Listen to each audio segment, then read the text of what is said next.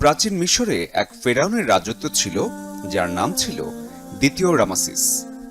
আল্লাহ এই ফেরাউনকে ক্ষমতা, আধিপত্য, সম্পদ সব দিয়েছিলেন। সে সব উপায়েই এই ক্ষমতার অপব্যবহার করে, আল্লাহকে অস্বীকার করে এবং নিজেকে সৃষ্টিকর্তা দাবি করে। আল্লাহ কোরআনে বলেন, ফিরাউন বলল, হে পারিষদ বর্গ, আমি ছাড়া তোমাদের কোনো ইলাহ আছে বলে আমি জানি না। কাজেই হে মানুষ, তোমরা আমার জন্য ঈদ পোড়াও, অতঃপর আমার জন্য একটি প্রাসাদ নির্মাণ করো, যাতে আমি মূসার ইলাহকে দেখতে পারি। আমার নিশ্চিত ধারণা যে সে একজন মিথ্যেবাদী।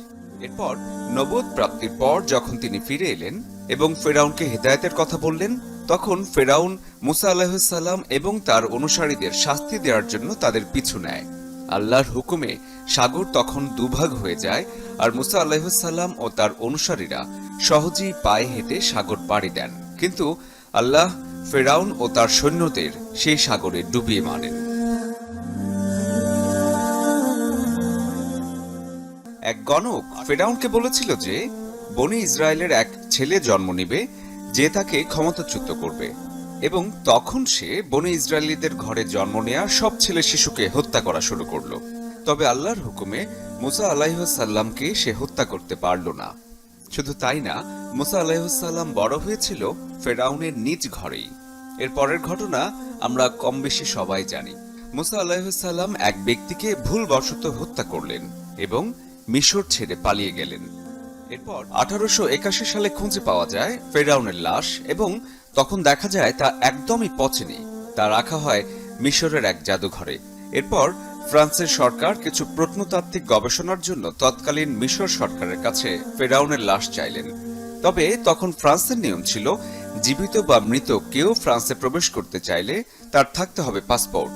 তখন ফেরাউনেরও পাসপোর্ট তৈরি করা হলো আর নিয়ে যাওয়া হলো ফ্রান্সে।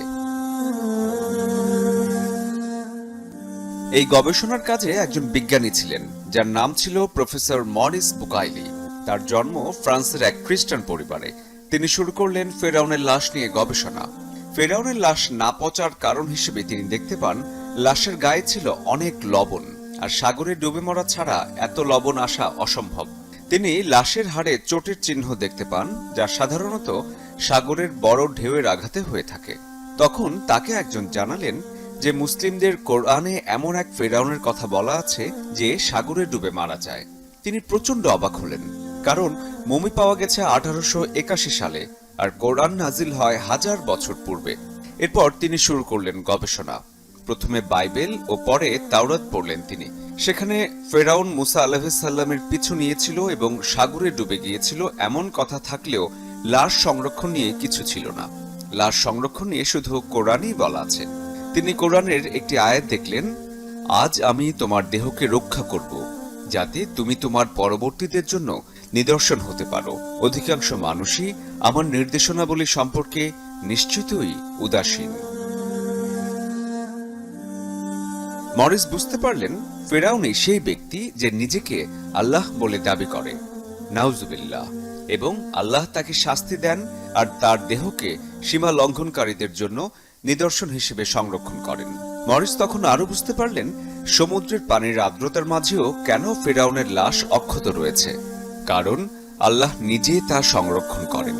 এভাবেই আল্লাহ তার নিদর্শন সমূহের মাধ্যমে সীমা লঙ্ঘনকারীদের সতর্ক বার্তা ও জ্ঞানীদের হেদায়েত দিয়ে থাকেন।